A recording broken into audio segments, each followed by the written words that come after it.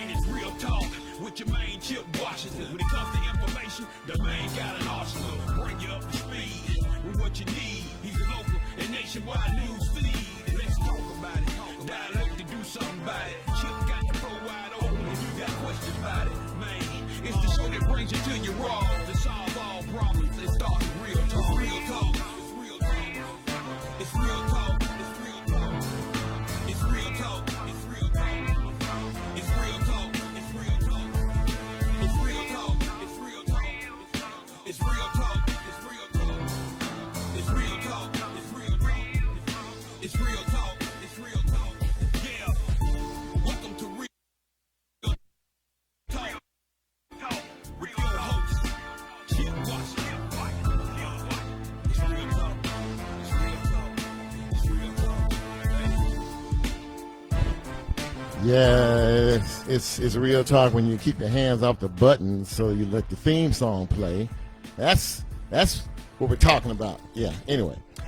Good evening, ladies and gentlemen. Chip Washington here on this Monday, the first Monday in August 2020, August 3rd. I trust that each and every one of you has had a great day. I hope you had a nice weekend. And hope you kind of enjoyed yourself. The weather was beautiful this past weekend. It really, really was. I mean, the low humidity and just comfortable temperatures. It's kind of warm again today, but, it's summertime. So what do you expect? Welcome to the big show. Very happy to have you with us. And before I go any farther, I always ask you if you celebrated a birthday or an anniversary or some special occasion, happy birthday, happy anniversary, happy special occasion to each and every one of you. We are here on Facebook Live, and we have another good show for you this evening. And before I move any farther, I need to acknowledge a few folks here at the top.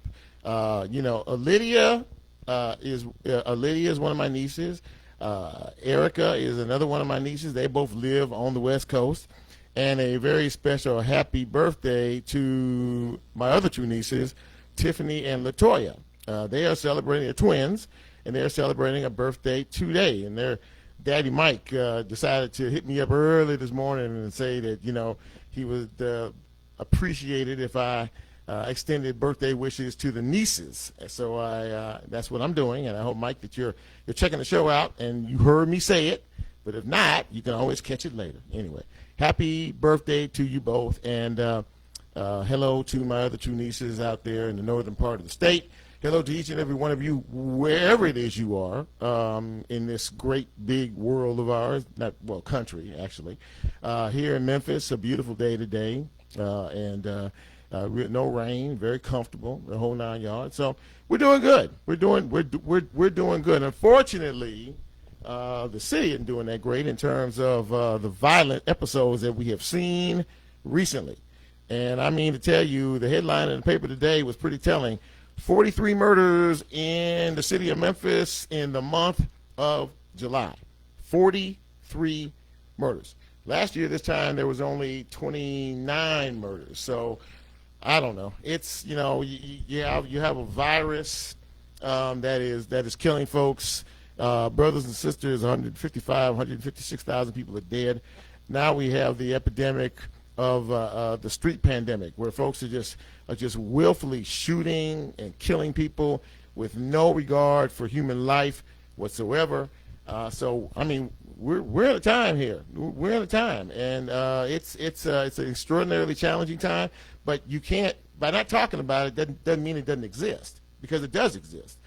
We just have to continue to pray. We have to pray every day, and we have to ask the Lord to watch over and keep each and every one of us. I do that for you each and every day, because it's important, because we never know when that last moment, is around here. So we need to stay prayed up and keep looking up and stay prayed up.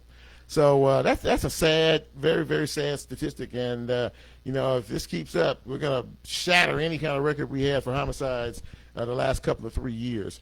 In terms of the pandemic today, there were 256 new cases. I'm looking at my notes here. Here in the city, 258 more cases here in Shelby County. 1,000 more positive cases throughout the state of Tennessee. And Tipton and Fayette County, I believe, are the latest counties that have enacted a mask mandate. So, this is serious business. And when you hear your city and your state mentioned on the national newscast, as I did at least 3 different times this weekend, there's a bit of a problem here. And they talked about the fact that,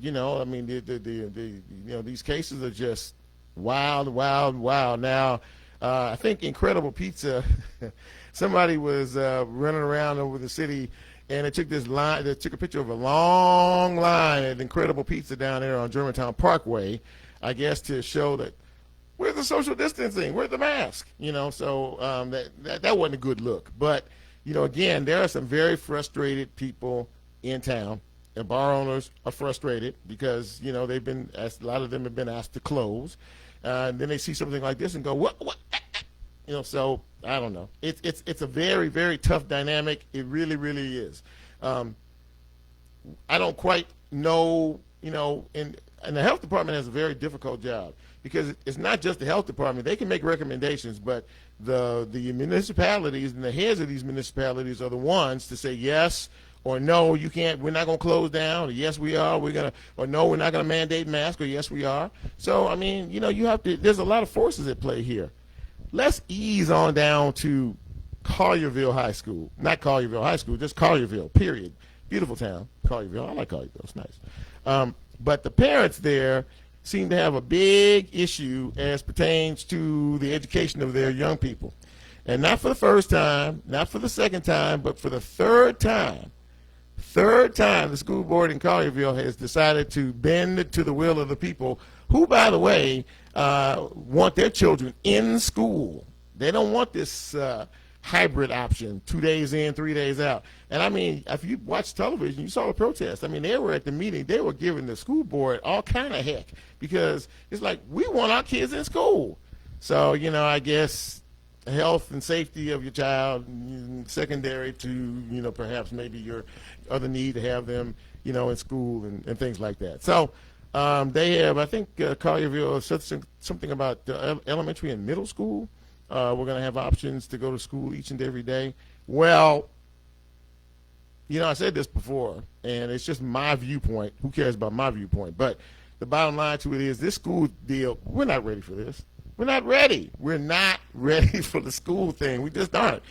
Shelby County Schools began the process of handing out almost 100,000 computers and computer equipment because they are going virtual, and several school districts are. In Collierville, not Collierville, we just talked about Collierville, in Corinth, Mississippi, they had a case of a staff member who contracted the virus last week. They have since had 2 more cases, and school has only been in for a week. There are other school districts in and around who are having cases pop up, and they're just getting started.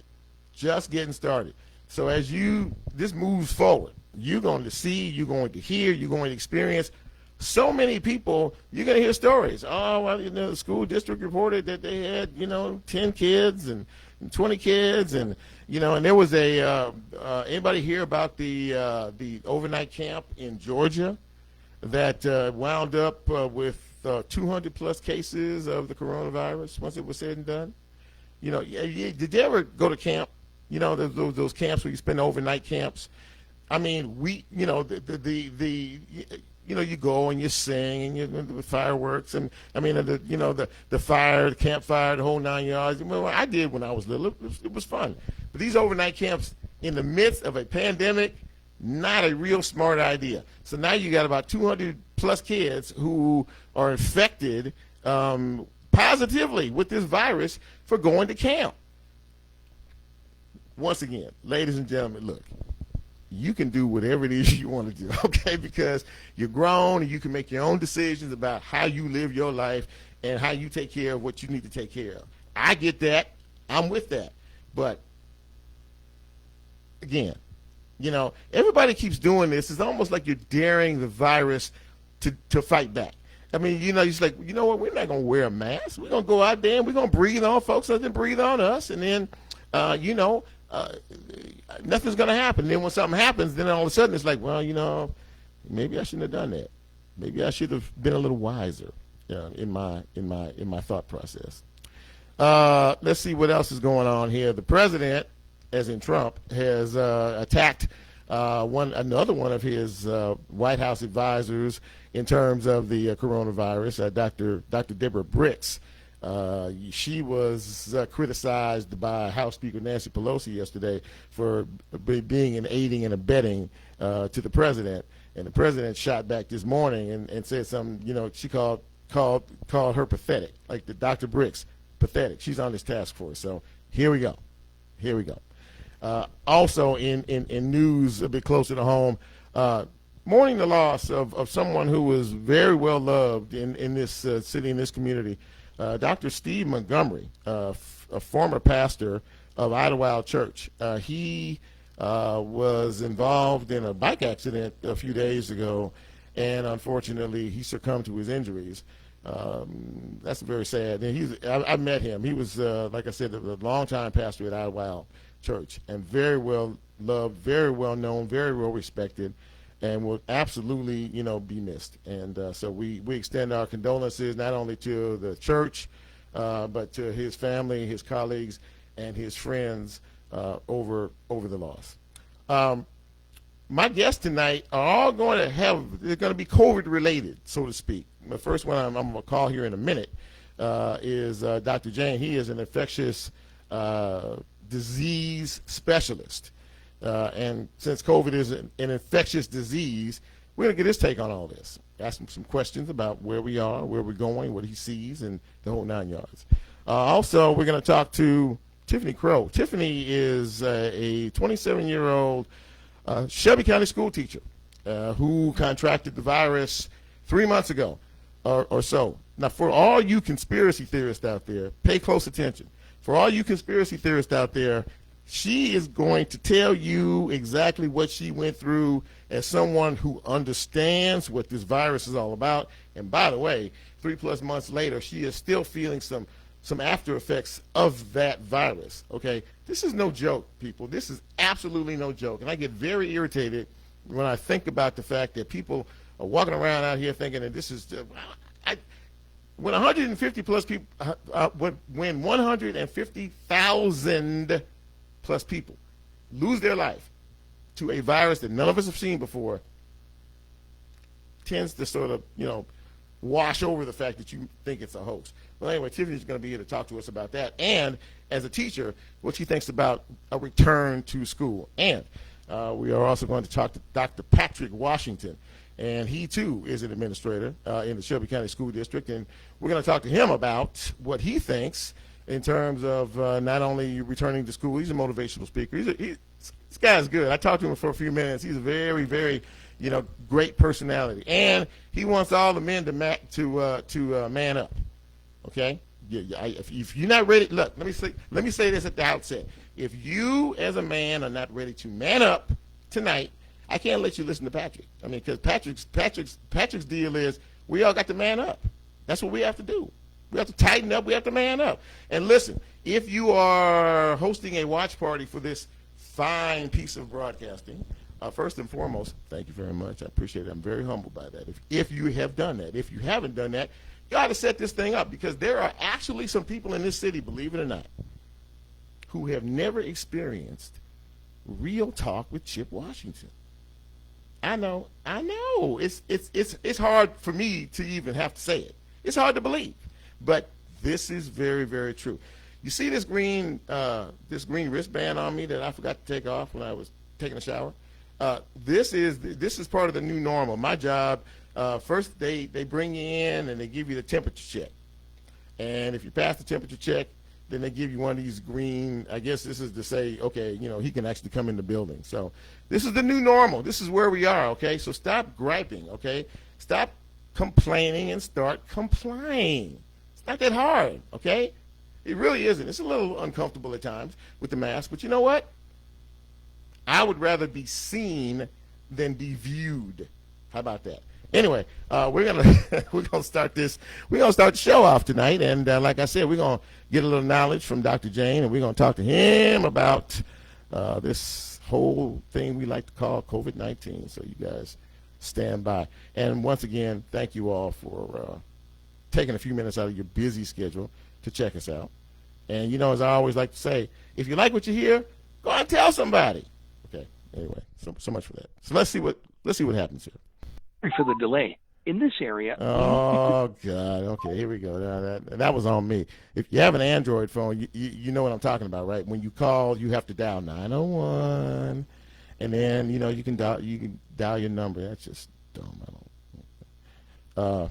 Okay. Here we go. Now let's take it from the top. We're gonna try it again. Dr. Jain.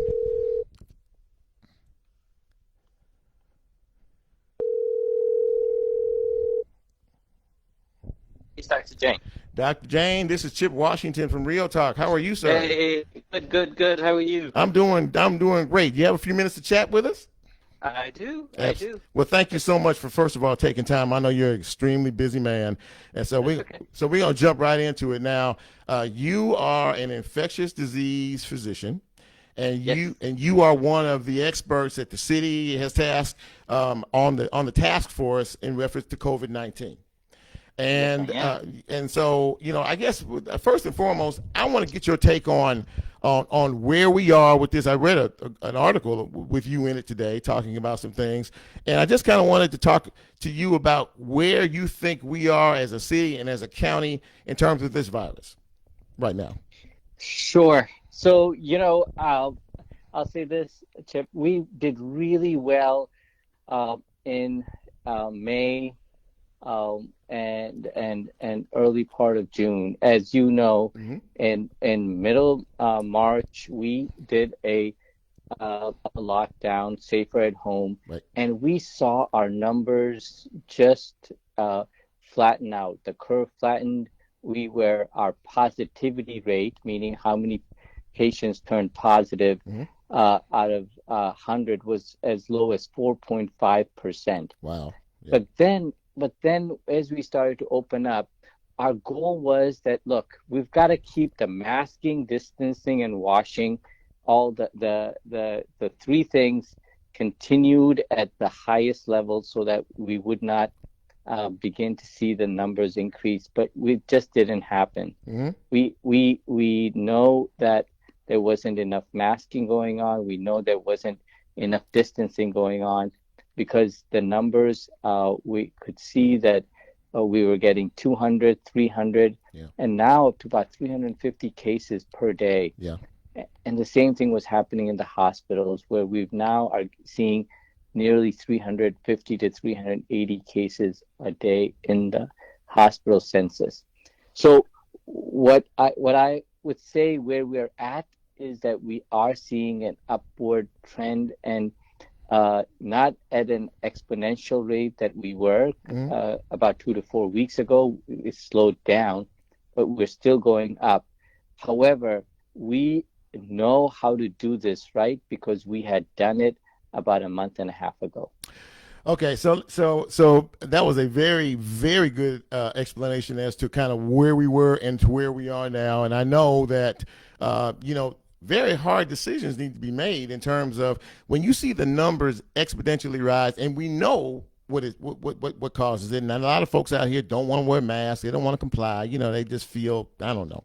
So, so from where we are now, Dr. Jain, do you think that there needs to be another measure taken, perhaps to slow things down in terms of society, or Sure. Where are you on that? Okay, so I think some of the things that we know that work, and that the health department and the mayors have taken action on, is the bars and limitation on the restaurants, because we know that there was a lot of infection being transmitted there. We know that a lot of young people were starting to get that level of infection. Right. And so I think those measures have been done. Now we really have to be talking about individuals and people making the right choices. People have to think, are they going to have a birthday party with 150 people in their backyard and no one masking. Sure. Well, it is a good idea to be in outside rather than the inside. We know that, look, if you're outside, you're less chance of spreading the virus. But if you're not masking, you're not doing the maximum amount of protection, and you really shouldn't be having a party of 100, people. Sure. Or anything of that sort right now. We can enjoy and do the stuff that we want once we are much safer. And so I would say it's really individual decisions Sure. that are going to make the most impact. And the city and the county have really made the tough decisions of having to close the bars and limit the restaurants. Talking to Dr. Manoj Jain. He is an infectious disease physician. He's also on the Shelby County, Memphis City Joint Task Force team. And you mentioned it a few minutes ago, Dr. Jain. Younger people, as it has been proven, and it's being more and more every day, can actually transmit this disease, which takes me to the question that everybody's talking about right now. School is right around the corner. And for many schools, that option is in-person versus hybrid. What, as a physician who deals with this every day, what is your take on that?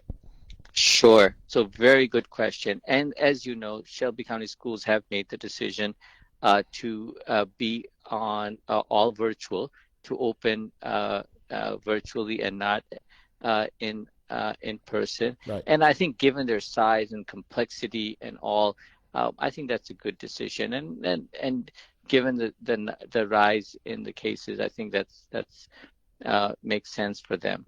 However, I think the charter schools, the independent schools, and other schools have to sort of think really hard. And what I would say is to look at what the parents and the general community is saying in your area. Right. And then to work the most that you can in doing all of the CDC recommendations. So the CDC recommendations of how to seat children in the schools, how to be able to have them wear a mask. The other idea that I want to introduce, and we've talked about, is, we could even do testing to get an idea of what the positivity rate may be in a population of students and teachers. We have the opportunity of the options of doing what we call asymptomatic testing of teachers and students, and we'll know a much better idea of how many are positive before they go in, and that's something that's available to the schools, and I would encourage the administrators to think about that. Well, that's a very good idea, and I do know that Shelby County Schools this week, their teachers are required to be tested. Or optional. Yeah, I think it's an option. Oh, yeah. Okay, it's option. Yeah. So I mean, but I think that's a very, very good idea. But I just don't know how receptive most of these folks are to it, because I mean, there's a lot of pushback. I mean, there really is but every time we see an example, Dr. Jain, of like there was an overnight camp in Georgia I spoke of a little while ago, like 300, 400 kids, and like 200 of them are now tested positive for the coronavirus. We've seen Corinth School District in Mississippi. They had 2 more cases today. There's been football players in Collierville cases. So, I mean, to me, it just all seems extraordinarily risky, and maybe a risk that we don't necessarily have to take. So you're right. But as you know, the CDC and the White House also, and other folks have to been talking about, we really have to think about balancing the two, right? Balancing the risk of an infection and minimizing it through masking, distancing, washing hands, and I would add testing as the 4 core things that we can do. So you balance that with the other part is there is a lot of education that can be lost, and also safer environments for certain children in a setting of school is really important as well. And so one has to balance the loss of education and that might be a possibility over time. And so there are no perfect or right answers. Sure. Each community is going to have to think hard. Mm-hmm. And yes, we will have to open, if not, in the next 2 weeks, but in the next 2 months, or, in the 4 to 6 months that are to come. And how we prepare for that is going to be important. And each community is going to have to wrestle with that. And we will have to see how we can best manage to live with this virus in the environment that we are in. Dr. Jain, last question for you, and you walked right into that last one too. How long? Obviously, it seems to many healthcare professionals and doctors like yourself that this virus is not going anywhere anytime soon, and this is a new normal we're going to have to deal with and try to manage it. In terms of what comes down the road here, Sure. and when we get flu season and then there's another combination, how concerned are you as to what might come down the road? Sure. So, I get asked this question quite often, and I look at this virus in the following perspective over time. I think we're going to have a pretty rough time in the next 2 to 4 months in the Memphis area. We're going to be battling this virus up and down. Each time we become lax, it's going to flare up again. Mm-hmm. And so what I would say is hunker down for next 2 to 4 months. Keep the social distance, keep the masking going really tight, and we will keep each other safe. After that, we've got a couple of good things around the corner. You're going to have the vaccine that's going to become available. Mm-hmm. At some stage. There are multiple vaccines, and we believe that that's going to be something that could likely come to select populations, but certainly that will be a major advantage. So I think, and that coupled with the ending of the flu season and so forth, as we come in at the end of winter, I think those are going to be promising things that will allow us to begin to bring resemblance of what we knew life to be before COVID. Wow. So I would say to folks, yes, we have a difficult patch to go through, but please do not lose heart. Please do your very, very best in reducing the number of people who will get sick. And that is really in your hands. I would say to the population, your decisions of not going to large gatherings, not creating large gatherings, and not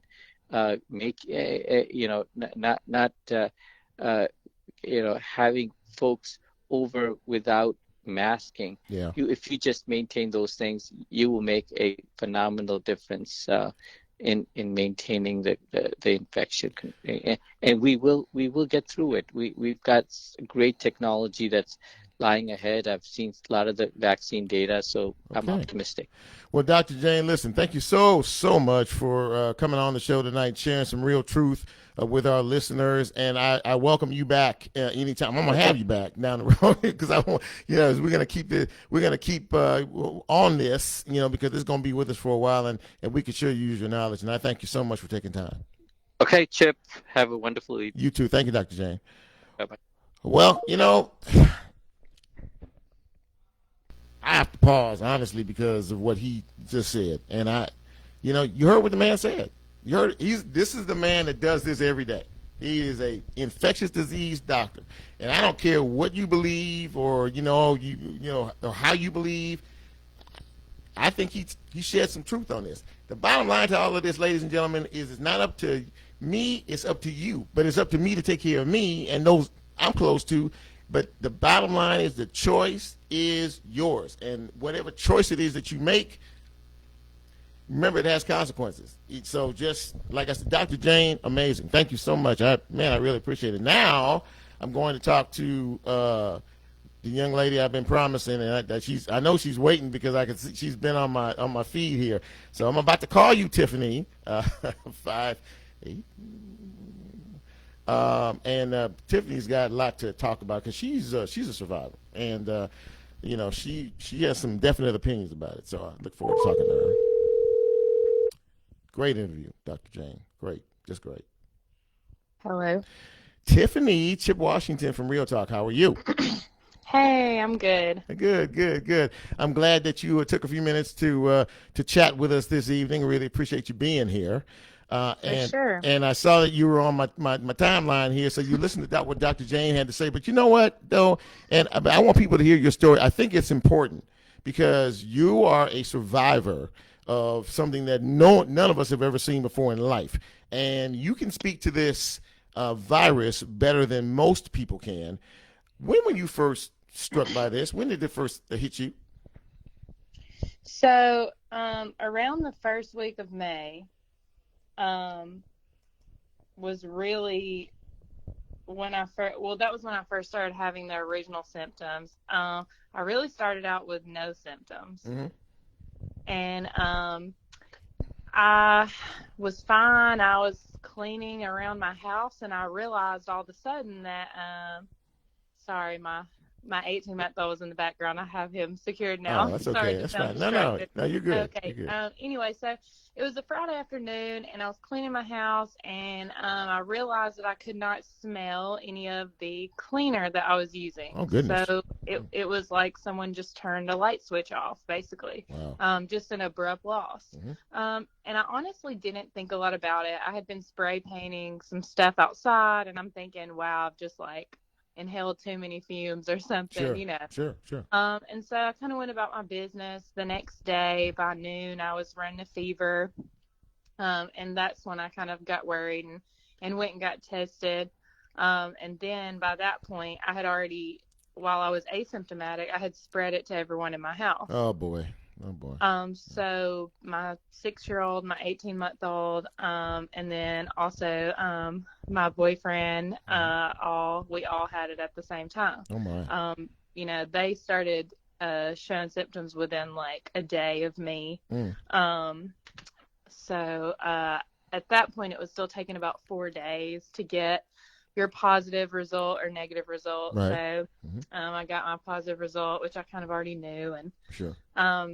So actually being sick with it was pretty terrible. It was, for me, we all experienced different symptoms. Mm-hmm. For me it was 14 straight days of not being able to get off my couch, of feeling like someone was on your chest, of high fever that I couldn't break. After the fever finally broke, I think it actually took about 16 days. I thought, well, I'm about to get better. Okay. And then I just didn't. Then I continued to have fatigue that I still have. I started developing all kinds of crazy symptoms, that now I know are related to inflammation within my body. Mm-hmm. It's crazy. And I honestly thought it was all in my head for a while. I was like, there's no way that I'm still fatigued from this. It's supposed to just be like the flu. There's no way that this crazy rash that breaks out on my neck every other day is because of this. I thought it's crazy. And then I started experiencing brain fog, which is basically it's almost like you're having an out-of-body experience. Your body is still doing whatever you're doing. Actually, when I was teaching summer school, I was reading in my virtual class, and it's my body kept reading, but I could not, gather a coherent thought. Wow. I had no idea what I had just read. Wow. So, at this point, it's like my body's check engine light is on, basically. Yeah. We are speaking with Tiffany Crow. Tiffany is someone, as you can plainly hear, who has dealt with this virus for quite some time, and she can tell you it's absolutely no joke. And she's also said that she and her entire family got it. So while you're feeling better these days, there are still episodes that you have to deal with. Am I correct? Right. I mean, I definitely even on a good day, I don't feel like myself. I used to get up at 4 o'clock in the morning, go work out, go work all day.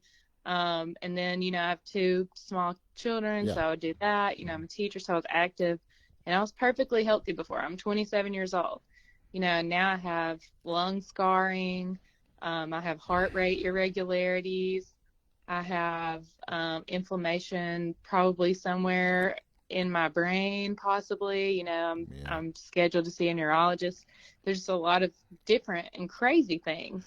It's like your body just goes crazy for some people. It leaves me speechless. It really does, and it angers me too, because there are so many people out here who just don't understand how serious this thing is, and that's really the part that bothers me. But that's why I wanted you on the show. Now, you are a teacher. I guess a couple of things here. First, school's around the corner. We know it's going to be virtual.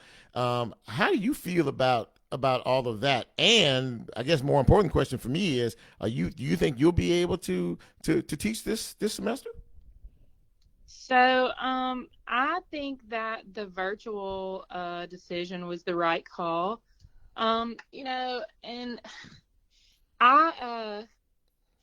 I have mixed feelings about it. So for now, I have the antibody present in my blood. I actually had a blood panel done last week. Mm-hmm. But my doctor doesn't know how long that'll last, and how long that protection will last. So there's that. Right.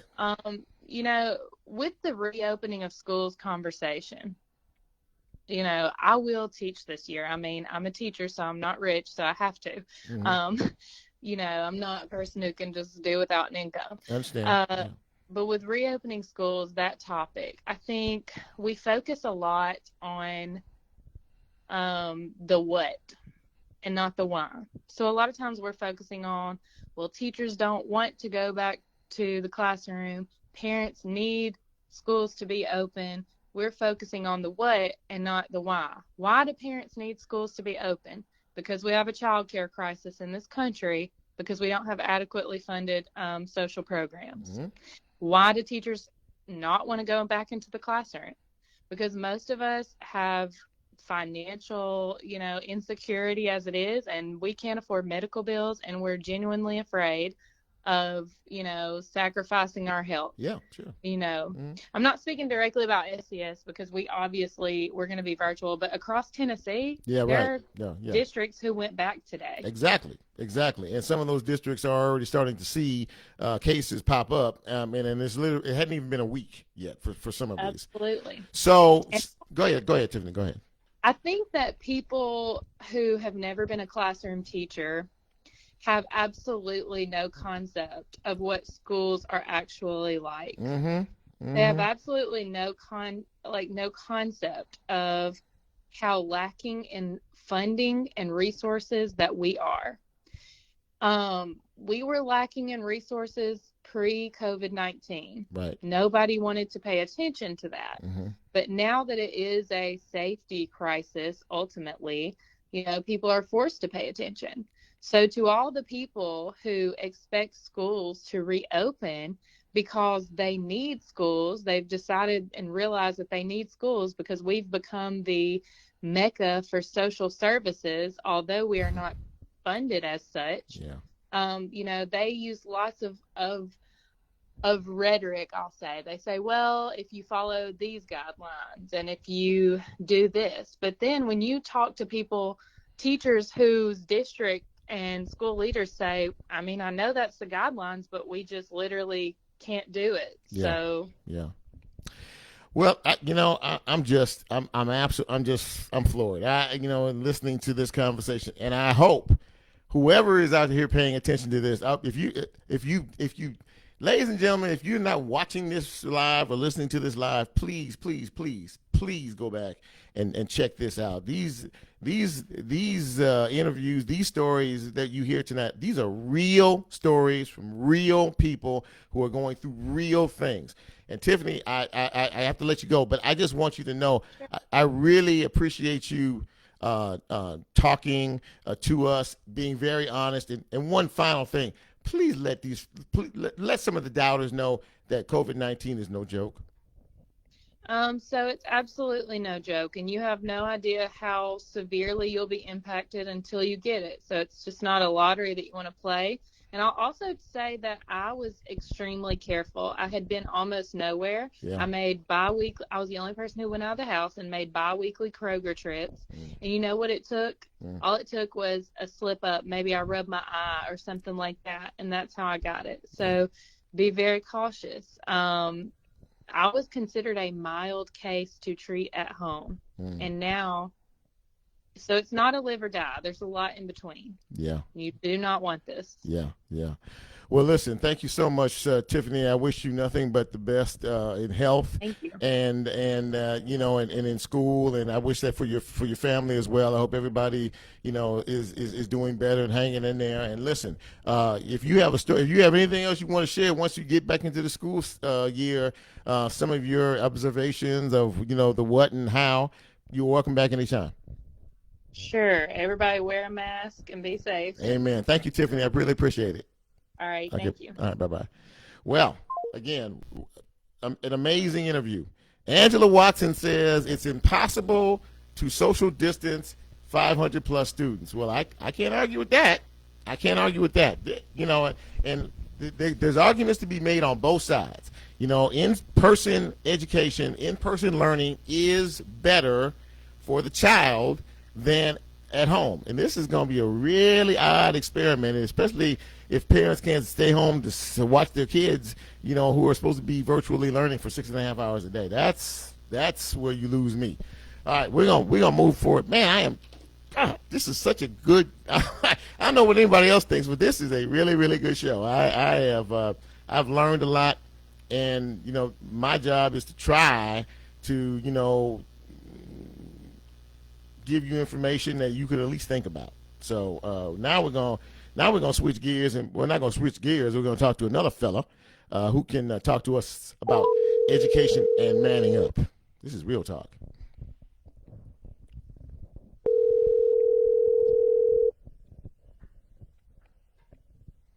Great show, man! What a show! Great show. All right, Patrick, where you at? Hey, Chip, how are you? Dr. Patrick Washington, how are you, sir? I'm doing well. Good to hear from you. Hey, man, it's good. It's good to have you on Real Talk tonight. I really appreciate you taking some time. Now, you know, we've devoted the whole show pretty much to COVID. I had an infectious disease doctor on. I had a teacher on right before you who contracted COVID-19. And, I mean, really, this is really something. Now, I know you are an educator, and you're also an administrator, right? Is Promise Academy? Is that my right? Yeah. I'm the founding principal of Promise Academy, Spring Hill. But prior to that, I was a principal in Legacy Memphis City Schools at Georgia Avenue for 3 years, right. And I was a resident principal at Raleigh, Egypt. So you've been around. I was a superintendent in Mississippi for 4. So I've been around. Yeah, you really have. And okay, well, let me get a quick take before we zero in on the subject that I want to talk about, which is the man up. Talk to me about your feelings as we approach another school year. As an administrator, so many questions. A virus that has absolutely no start or stop button. What do you think about where we are in terms of this virus as pertains to education? Well, man, first of all, thanks for having me on the show. Yeah, and then second of all, man, I would say this is the most difficult time that I'm hoping that any of us will have to experience in our lifetimes in terms of how to serve the community, serve the kids, the parents who are committed to either sending their kids to our school, children to our schools, or allowing us to serve them virtually. Mm-hmm. And so for us, it's certainly something that, we don't take lightly. And I think from, many people who say, educators and teachers get to have 2 months off in the summer. I know for me and my colleagues, we've worked. I've had literally 2 days off this summer, all working on re-entry planning and what are possibilities. And I'm sorry if you hear traffic going by. That's okay. What are the possibility, we surveyed our parents 3 times to see who wants to send their children and, who wants to take advantage of the virtual learning opportunity. And so we're taking all of the possible scenarios while looking at closely observing CDC and Shelby County Health Department recommendations. Right. It's not been easy. I have a daughter who's getting ready to go to college, her first year at college, Middle Tennessee State University. I have a daughter who's also going to 9th grade in high school. The thing that I say to answer your question is, for those who want their children in person, I say to those school leaders and to those teachers, we all have to make the conscious decision on, if we are open to working in a school that's going to provide that opportunity. Right.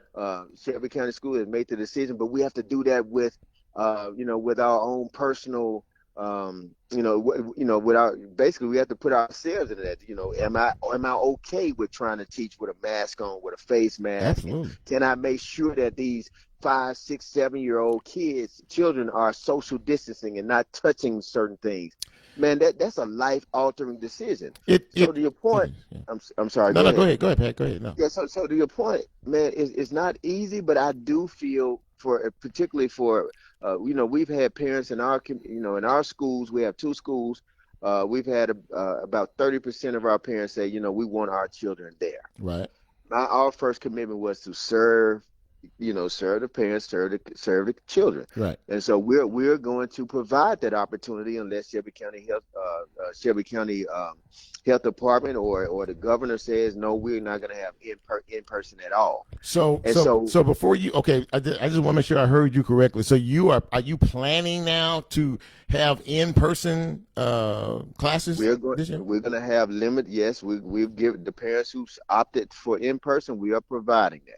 Absolutely. Wow. Yeah. So and the ones, I guess it's the same for everybody else. The ones who provide the option, and if the parents pick an option of in person, they can't change that until the second semester. Am I correct in that?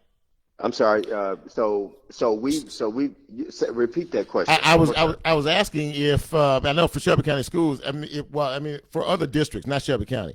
But if you make a decision to have in-person school, you can't pull your kids out after 2 weeks. You have to wait at least until the semester's over. Am I right? Exactly. Okay. So because we don't want because that's one of the recommendations. So if you start in person, then our goal is, unless of course there's a case or something changes, that you will remain in person at least until the end of the first semester, going into the second semester. Wow. Speaking with Dr. Patrick Washington, and that is that's a big decision. That's a big decision. And you know what happens when things unfortunately go awry. Then there's blame to be pushed off on everybody. They wanted to, we should never put them back in. The kids went to school and they got sick with the virus and they brought it home How concerned are you about that? Man, I'm always concerned, because in the rule of school leadership and leadership in general, you always think about the safety and the well-being of your customers, your constituents, or your staff. That's the first order of business, which is why since March, I forgot the exact date, the date that Shelby County Schools released everybody early. I was actually en route to Missouri to visit a family member. When I came back, we actually started entry planning then. Mm-hmm. We've had up to 49 people at both of our campuses working on what does entry planning look like? What do all the scenarios, what happens if, a child becomes test positive? What happens if an adult test positive? Exactly. How are we going to have folks? Exactly. So absolutely. It is a concern. And then when you think about it, Chip, think about this. Each time we go out of our houses, there's a level of risk. No, that's true. There's a level of risk when you go to people, and that's one thing that we're trying to get people to understand is that, when you go to Walmart, when you go to the gas station, we have to be responsible for each other. And I know the fact that masks have become a political football that people are passing around. It's not about that. It's about, and when people are using the word freedom, my freedom are being infringed upon. Freedom does not exempt us from personal responsibility, nor does it exempt us from the responsibility of our neighbors. actually, if anything, it makes us more responsible because this democracy is dependent upon all of us doing our part. Yeah. And so when we're saying to and Chip, I've been in this business for over 20 years. Mm-hmm. And so I started as a teacher at 21 years old. Right. So now I'm in my mid 40s, man. And so I say, you know, the climb, everything is different, and it should be because we all change, all evolve. And I say that mine mostly young. Patrick, when you okay, know, yeah. So you cut it, you cut out on me for a minute, but you're right. I'm sorry. You're good. I'm sorry. That's right. So I said to my young staff, I'm telling them, you got to be socially conscious. You got to be responsible and aware because, you know, this thing of social media, when you're like, we want to be back and we're going to do all the right things. You also can't post it. Like, you can't go hang out and be posting like, oh, we all hanging out, putting that on Instagram and then thinking that that's not going to have ramifications on your employment. Patrick, let me ask you a question because I'm getting some pushback on my stream from some teachers, and I guess I wonder. I mean, you know, how are you? I mean, what are your teachers saying about the possibility of, you know, being in a class, you know, with children again? I mean, are they pushing back? I mean, what's the vibe on that? No, we're having an open and honest conversation about, you know, your safety and what we have in place, what we're doing, how we're going to keep yourself, how we're going to keep each other safe. Because at the end of the day, Chip, you know, all of us, I have a family. I have a wife who works in a school. Yeah. You know, I have daughters who go to school. Yes. So we're making these decisions, not just for our staff, but we're making this decision knowing that, hey, well, man, we come into these schools and bring these kids who we said we are there to serve, and their parents are the essential workers or not. We had a summer program in partnership with the Boys and Girls Club this summer. We had 20, at both of our campuses. Parents needed it. You know, we're in communities that serve largely communities of high poverty, where parents may not have the luxury of having childcare and all of those things. Schools exist to provide services for kids, and if our parents need it, we're going to do the best that we can to provide those services while also looking out for our teachers. None of those things are mutually exclusive, and no one's life is more important or more valuable than the other. And so we're taking all of those considerations and all of our measures extremely important. It's a huge. And you know what? Let's say this. I've also been in school leadership development for years. And with my Man Up program, everybody comes into our programs wanting to be school leaders. Dr. Richard Elmore, who works at the Indiana University, he said, you know what, one thing we need to do is de-romanticize school leadership. Because I pray earnestly and humbly for all school leaders around the country. And I have friends who are school leaders at schools, large schools in San Francisco, all around the country. Sure. Man, these are not easy decisions. No. And so think about it. If you want to be a school leader, think about, and you should aspire and have ambitions to do great things. Think about being in the seat right now. Yeah. There's a major challenge that you have in front of you. But look, I'm running short of time. So, but I want you to talk about your Man Up program. What's that all about? Man, it is simply about increasing the number of male teachers of color who are teaching in schools pre-K through 12.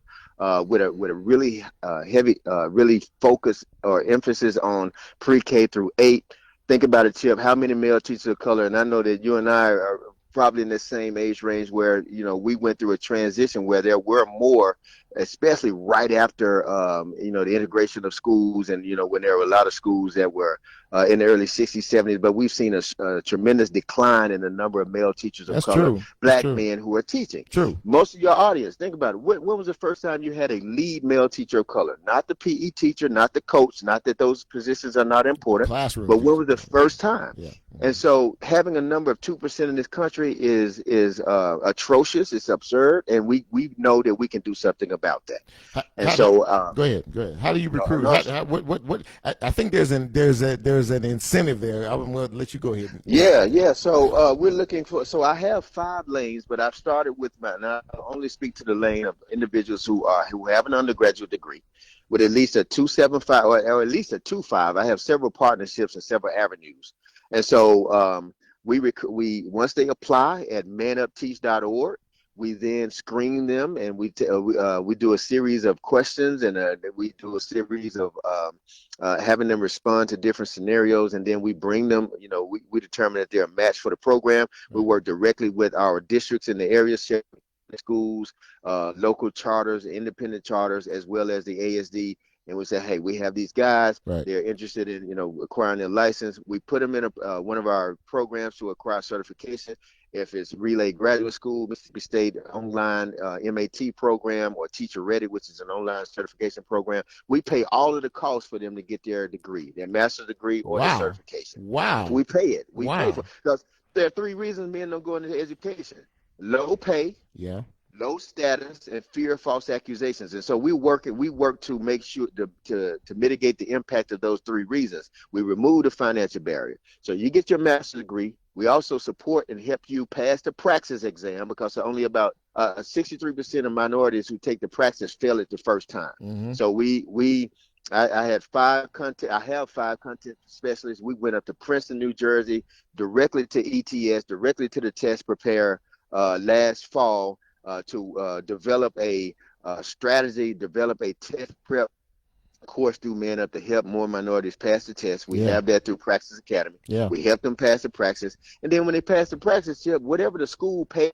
them. So, for instance, we have guys all over the district. If Shelby County Schools say, hey, we want this guy, we're going to start him off at $45,000. And I say, okay, well, we're going to pay for them to get the master's degree. Once they get the master's degree, once they pass the praxis, finish the master's degree, and Shelby County Schools say, okay, we're going to pay them $50 now. They're certified. Man Up kicks in another $5 for up to 3 years. So that's $55,000. And we continue to coach, develop, and support them. And for those individuals who are aspiring to be school leaders, I've had several conversations with individuals around the country and say, hey, you do what you're supposed to do, and you continue to grow and learn and improve your skills as a teacher. We're going to put you on a path to become the next school leader. That's awesome. That is absolutely awesome, man. And I can't wait until, I just see success written all over this, because you're right. We do need the male presence in the classroom, no doubt. Patrick Washington, thank you so much. And one more time, give the website one more time. It's www.manupteach.org. And every individual can go there and also support this movement with any donation or support of any kind, because Chip, all over the country, people saying we want to do it, and in the presence of Black Lives Matter and all of the social justice movements that's happening, and rightfully so, we want to continue to elevate our voices to do so. If you know that this work matters, if you want to see more men of color in schools, then contribute, support, invite others to contribute and support, because I have a waiting list right now. My goal is 25 this year. I have a waiting list over 30 men. The more support we get, the more men we can place. Patrick Washington, thank you so much, man, for what you do, and for, more importantly, what you're going to do. That's a wonderful program. And listen, you're welcome back here anytime. You got an update for us about the program, or some other issue that you want to talk about? You are welcome, my friend.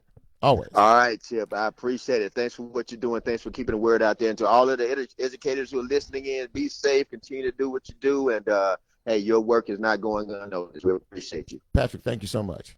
All right. Take care. All right. Man, what well, we ended on a high note. Angela Watson says, no thanks, I wouldn't be a school leader for anything in the world, but she does support your program, that's for sure. And several of folks who are listening to this show support the program. I don't know what's going on here. Can you hear me okay? All right. Well, listen, I'm about to wrap up here, but I have got to, first of all, if you paid attention to this program and you gave us a few minutes, thank you. Thank you. This right here, this is one of the best ones ever, in my opinion. So special thank yous to Dr. Jain, to Tiffany Crow, and Tiffany is if you get a chance to look at the Facebook Live feed, Tiffany is weighing in, boy. I'm telling you, she is a passionate young woman who has some very good, strong thoughts and opinions about where we are and what needs to happen in terms of schools, and I'm really thankful that she has decided to be part of this show. And in the meantime, I am trying to hold on a second. Let me get my music right. There we go. In the meantime, I just want to say thank you to all of you who have checked the show out tonight. I really do. And check for your support of the broadcast. If you didn't get a chance to see it, look, y'all, go tell somebody. We're doing something here. We're trying to anyway. And I really appreciate all teachers, all administrators for what you do. I got one in the other room over here. So I know how valuable you all are to what it is you do on a daily basis. So we're going to get out of here now. But God bless you. Be safe out there. Whatever choice you make is your choice. And we're going to keep trying to bring some truth here. But remember, any decision that's made is up to you. Okay? It's your decision, one way or another. You hear the facts, you weigh the facts, you go from there. The Lord says so. I'll be back here next week, same time, same radio, same Facebook Live, and we'll try to do it all over again a little bit better. Till then, I'm Chip, and I'm out. Be good. Stay safe.